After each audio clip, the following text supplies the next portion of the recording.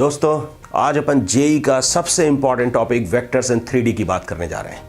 मैं सबसे इंपॉर्टेंट इसको क्यों बोल रहा हूं कि क्योंकि जेई में सिर्फ और सिर्फ एक टॉपिक है वेक्टर्स एंड 3D, जिसमें से मेंस लीजिए या एडवांस्ड का एग्जाम लीजिए 8 से 10% कवर करता है। आप खुद से सोचिए कि पूरे के पूरे जेई एग्जाम में कैलकुलस में 14 टॉपिक्स हैं और 30-35% कवर करता है। कोऑर्डिनेट में 5 टॉपिक्स हैं, वो 20-25% कवर करता है, जबकि वेक्टर्स एंड 3D सिर्फ और सिर्फ एक टॉपिक 10% तक कवर करता है। मतलब अगर अपन किसी भी एग्जामिनेशन की बात करें तो 3 से 4 क्वेश्चंस, 2 से 3 क्वेश्चंस हर साल, आप किसी भी साल का पेपर उठा करके देखें, हर साल 2 से 3 या 3 से 4 क्वेश्चंस पूछे गए। इसलिए vectors and 3D is the most important. लेकिन सबसे ज्यादा जरूरी बात क्या हो जाती है, जैसा कि आपको दिख रहा है 3D, तो एक्चुअली सारे के सारे फिगर्स 3 डायमेंशनल होंगे। वेक्टर्स में 3D का बहुत इंपॉर्टेंट रोल होता है। वेक्टर्स अपन फिजिक्स में भी पढ़ते हैं, लेकिन प्रॉब्लम पता क्या है दोस्त, कि 3D को विजुलाइज करने के लिए अपने को अपनी मन की आंखें खोलनी पड़ेंगी। तो आपके पास 3 आंखें हैं, एक आपके तन की आंखें, एक मेरी आंखें और दूसरी आपके मन की आंखें।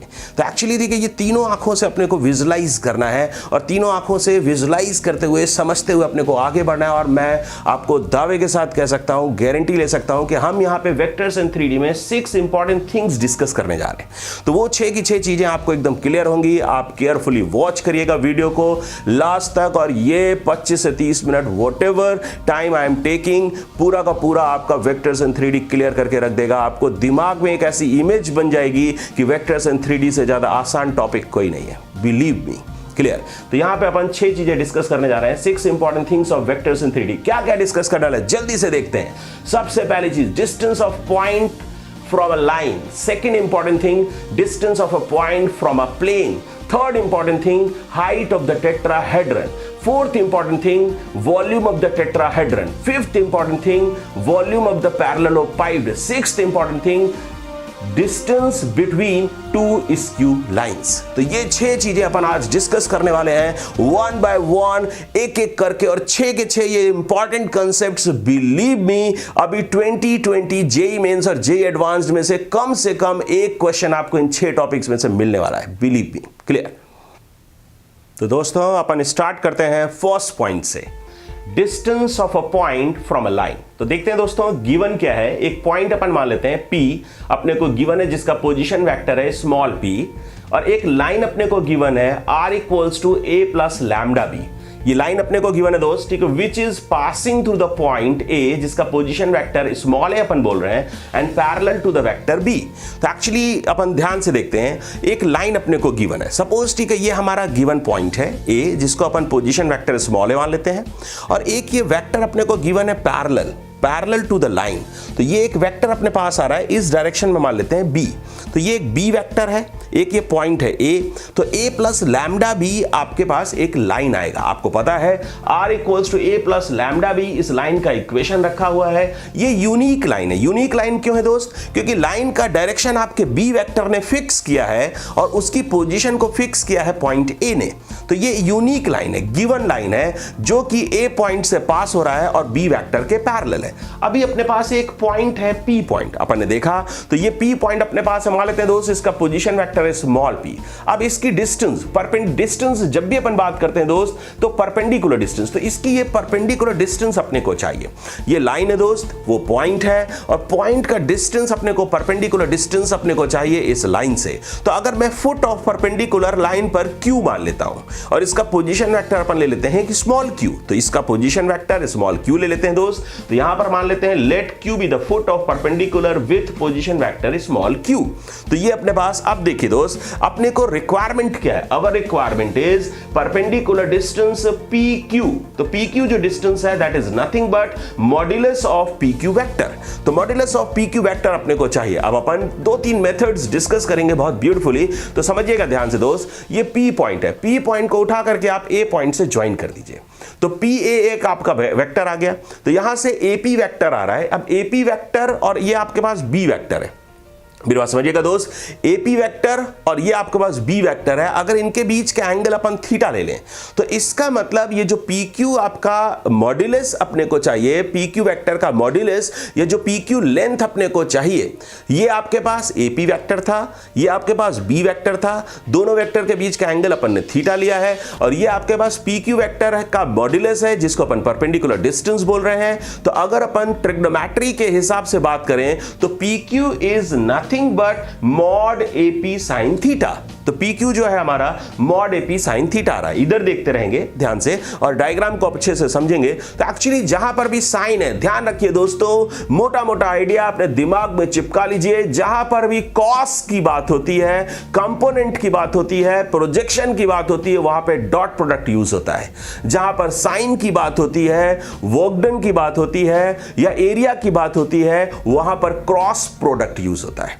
तो यहां पर अपन बात कर रहे हैं दोस्त साइन, अपने को क्या चाहिए दोस्त, मॉड एपी साइन थीटा। तो actually mod AP sine theta जो है that is equals to P Q. तो जैसे आपने देखा साइन आंखों में चमक खड़क, क्रॉस प्रोडक्ट लगाना पड़ेगा। क्या लगाना पड़ेगा दोस्त, क्रॉस प्रोडक्ट। तो यहां पर अपन लिख सकते हैं मॉड एपी साइन थीटा अपने को चाहिए, ध्यान से देखिए तो इसको लिखा जा सकता है mod of AP cross B vector, mod of AP cross B. तो एपी क्रॉस बी क्या होगा, थोड़ा सा ध्यान से देखते हैं। Mod of AP cross B में क्या आ रहा होगा दोस्त, mod AP mod B sine theta. तो मॉड एपी आ गया दोस्त, मॉड बी आ गया, साइन थीटा चाहिए क्या आपको, मॉड एपी साइन थीटा। तो इसका मतलब है पी क्यू इक्वल्स टू अपन लिख सकते हैं nothing but mod AP cross B divided by mod B.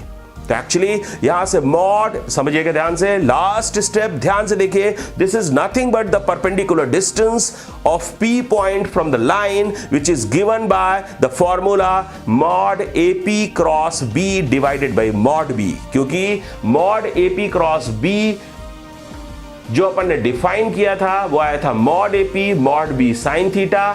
Mod AP sine theta अपने को चाहिए था, मॉड बी से अपन ने डिवाइड कर दिया, तो mod AP cross B divided by mod B is coming equals to distance P Q.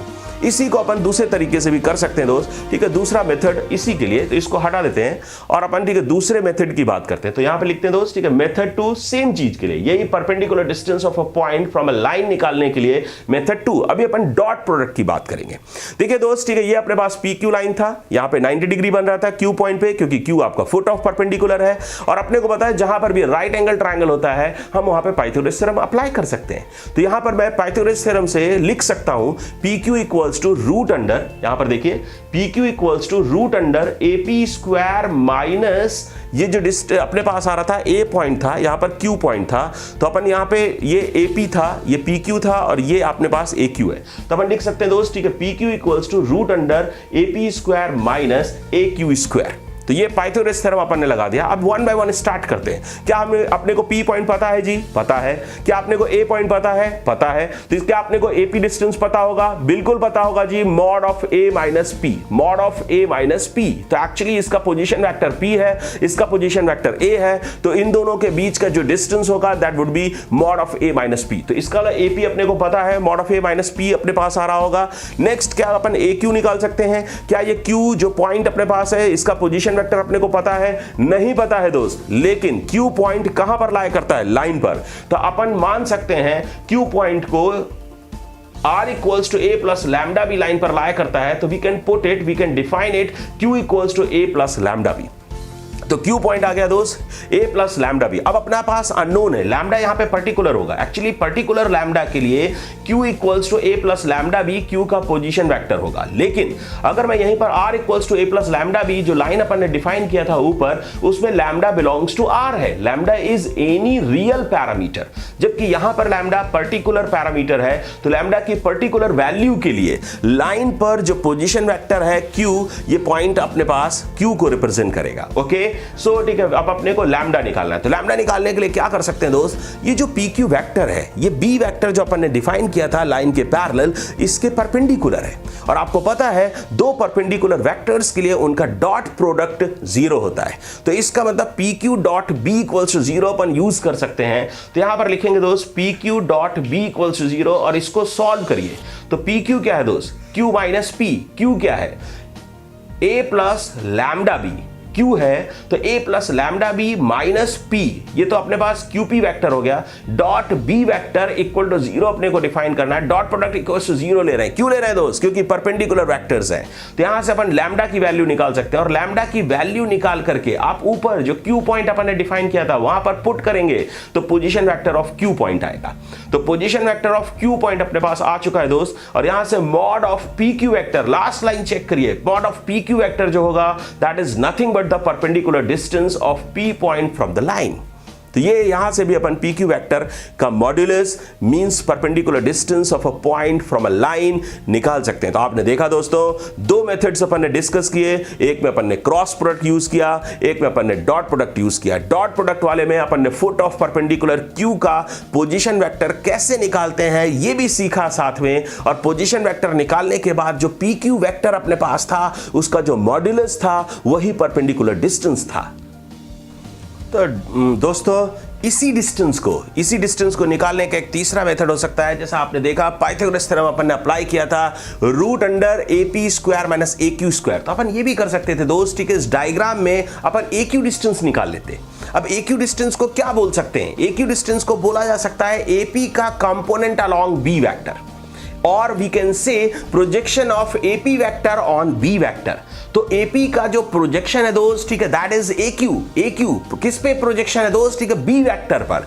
तो इसका मतलब AQ इक्वल्स टू, अपन प्रोजेक्शन अपने को निकालना आता है कि भाई जिसका प्रोजेक्शन अपने को चाहिए, जैसे AP का प्रोजेक्शन अपने को चाहिए ऑन B वेक्टर, तो AP vector dot B vector, और जिस पर प्रोजेक्शन निकालते हैं दोस्त उसके मॉड्यूलस से डिवाइड करते हैं। तो मेरे ख्याल से आप लोग समझते हैं, एक्चुअली प्रोजेक्शन का मतलब है मॉड AP cos थीटा। जैसे ही cos की बात होती है वैसे ही बात होती है डॉट की। तो मैं आपको डिफाइन करता हूं AQ वेक्टर इक्वल्स टू, बल्कि मॉड AQ बोलना चाहिए, तो mod of AQ vector equals to component of AP vector on B vector और projection of AP vector along B vector. तो it can be given by AP vector dot B vector which is mod AP mod B cos theta. अपने को चाहिए क्या दोस्तों?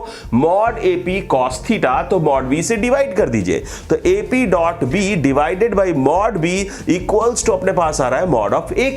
तो mod of AQ जो है दोस्त वो कंपोनेंट है किसका?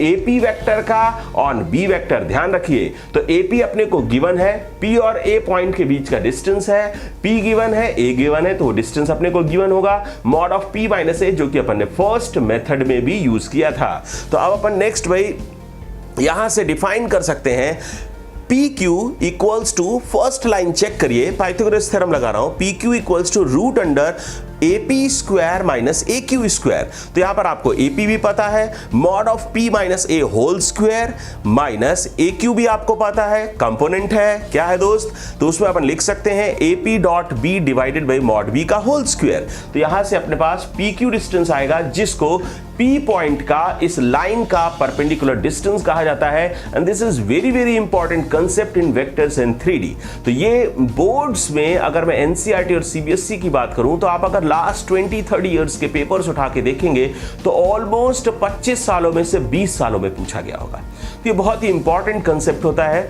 जेई भी खूब पूछता है, जेई मेंस में, जे एडवांस्ड में हालांकि कम क्वेश्चंस आते हैं, वो थोड़ा हायर साइड चले जाते हैं, और ये बहुत ही कंसेप्ट घिसा पिटा हो गया है, बट ये बहुत सारे प्रॉब्लम्स में अप्लाई होता है, तो इसको अच्छे से समझ लीजिए। अभी अपन नेक्स्ट पॉइंट पे आते हैं दोस्त, ठीक है। अब अपन इन सबको हटाते हैं और अपन बात करते हैं सेकंड पॉइंट की, डिस्टेंस ऑफ पॉइंट P, जिसका पोजीशन वेक्टर अपन स्मॉल p ले रहे हैं, from a plane passing through 3 points A, जिसका position vector small a, B with position vector small b and C with position vector small c।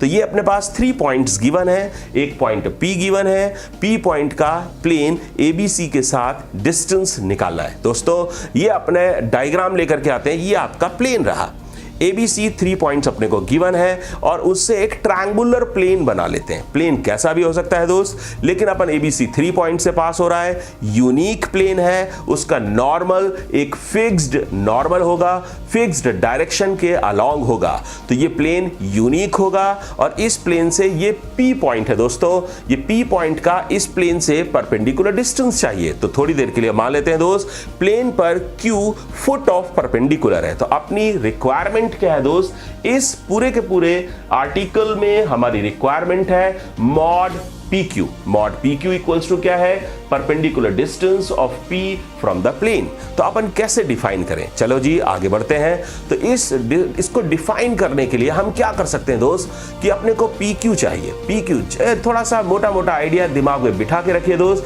कभी भी shortest distance चाहिए हो, मिनिमम डिस्टेंस चाहिए हो, हाइट चाहिए हो, परपेंडिकुलर डिस्टेंस चाहिए हो, तो कंपोनेंट का फंडा लगता है। तो मोटा मोटा आइडिया दिमाग में चिपका लीजिए कि कभी भी शॉर्टेस्ट डिस्टेंस चाहिए हो, मिनिमम डिस्टेंस चाहिए हो, हाइट चाहिए हो, परपेंडिकुलर डिस्टेंस चाहिए हो, तो किसी भी नोन वेक्टर क्या हो रहा है दोस्त, PA, नोन वेक्टर क्या हो रहा है, PB, नोन वेक्टर क्या हो रहा है, PC।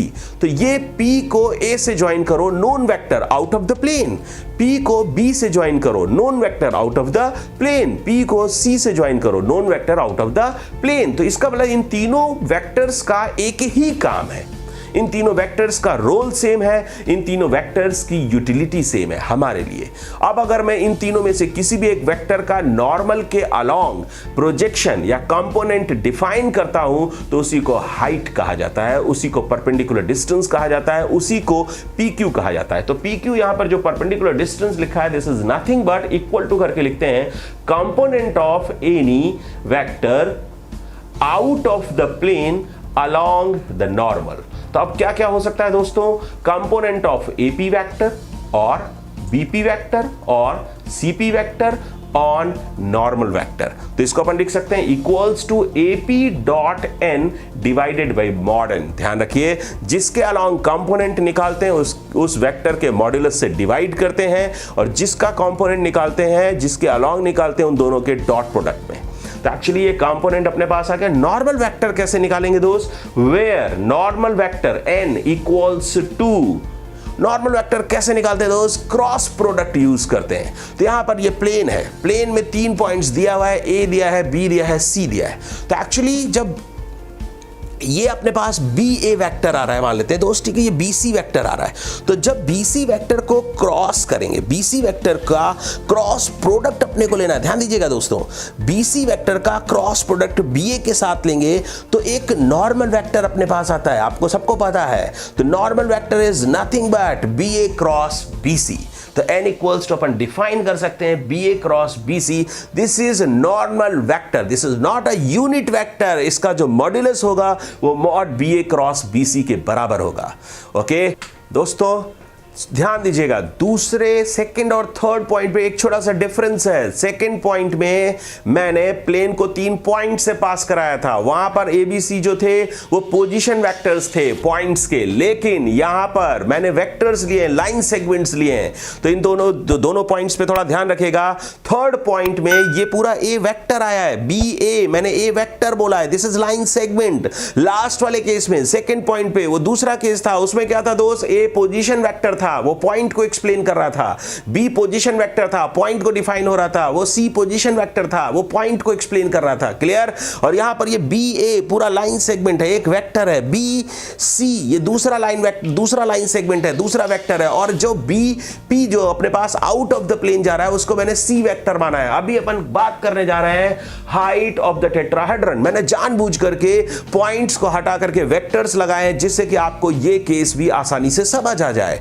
तो अभी मैंने आपसे क्या बोला था थोड़ी देर पहले, मोटा मोटा आइडिया दिमाग में बिठाने को, कि अगर कहीं पर हाइट ऑफ द टेट्राहेड्रन हो, minimum distance between 2 skew lines हो, या परपेंडिकुलर डिस्टेंस हो, या शॉर्टेस्ट डिस्टेंस हो, अपन कंपोनेंट यूज करते हैं, डॉट प्रोडक्ट यूज करते हैं, किसका, out of the plane vector का नॉर्मल के अलोंग। तो जैसे ही हमने देखा हाइट ऑफ द टेट्राहेड्रन, खड़ा आंखों में चमक, कंपोनेंट्स का फंडा लगेगा, डॉट प्रोडक्ट लगेगा। तो अपन यहां पर बात कर सकते हैं height of the tetrahedron equals to, मैं पहले वो लाइन लिखने जा रहा हूं, जो कंसेप्ट है जो आपको दिमाग में बिठा के रखना है। कोई भी डेटा कुछ भी गिवन हो तो वो लाइन लिखने जा रहा हूं, component of any vector out of the plane along the normal। तो ये अपने पास ये कंसेप्ट है, ये मोटा मोटा आइडिया है जो अपने को दिमाग में बिठा के रखना है। अब अपन कौन से वेक्टर्स ले लेते हैं आउट ऑफ द प्लेन, क्या क्या ले सकते हैं अपन BP वेक्टर ले सकते हैं, बिल्कुल जी, ले सकते हैं। तो ये बीपी वेक्टर जो है ये सी वेक्टर है, ये C vector out of the plane है। और नॉर्मल वेक्टर क्या होगा दोस्त, ये आपका मैंने बोला है बी वेक्टर, बी सी को मैंने बी वेक्टर बोला है, बी ए को मैंने ए वेक्टर बोला है। अगर मैं बी को ए की तरफ क्रॉस कर दूं या ए को बी की तरफ क्रॉस कर दूं तो मेरे को नॉर्मल या तो डाउनवर्ड्स मिलेगा या नॉर्मल अपवर्ड्स मिलेगा। आपको पता है वेक्टर की जो डायरेक्शन होती है वो राइट थंब रूल से डिफाइंड होती है। तो अगर मैं ए को बी की तरफ क्रॉस करता हूं तो नॉर्मल इज एक्टिंग डाउनवर्ड्स, अगर मैं बी को ए की तरफ क्रॉस करता हूं तो normal is acting upwards.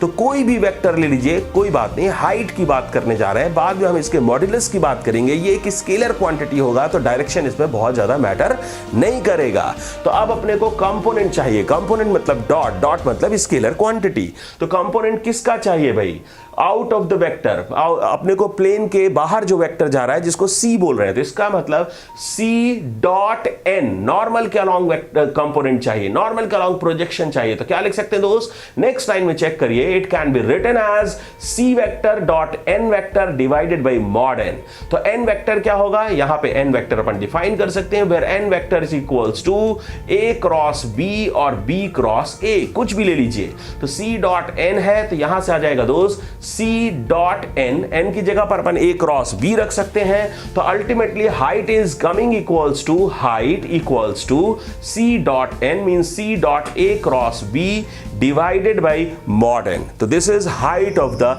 Tetrahedron. ध्यान रखिएगा दोस्तों, अगर यहीं पर ए बी सी पॉइंट्स होते, पी पॉइंट होता तो भी अपन आसानी से प्रॉब्लम को सॉल्व कर सकते थे। कुछ नहीं करना है दोस्तों, अगर ये पॉइंट होता और ये भी बी पॉइंट होता, सी भी पॉइंट होता, तो हम ए और बी में से, जैसे मान लीजिए अगर ए हमारा अल्फा वेक्टर है और बी बीटा वेक्टर है और सी गामा वेक्टर है, तो अपन इसको जो बी ए हमारे पास आ रहा है, बी ए जिसको अपन ने स्मॉल ए वेक्टर बोला है, उसको अपन लिख सकते हैं, हेड हमने उधर लगाया है तो अल्फा माइनस बीटा लिख सकते हैं, alpha vector minus beta vector. और अगर बी सी की बात करूं तो बी सी को अपन लिख सकते हैं gamma vector minus beta vector. तो ऐसे भी हम तीनों वेक्टर्स को पोजीशन वेक्टर्स के टर्म में डिफाइन कर सकते हैं, हेड माइनस टेल के फॉर्म में लिख सकते हैं और वहां से इनमें वैल्यूज पुट करके हाइट ऑफ द टेट्राहेड्रन उस केस में भी निकाला जा सकता है अगर चारों vertices of the tetrahedron given है। क्लियर? अब नेक्स्ट पॉइंट पे मूव करते हैं।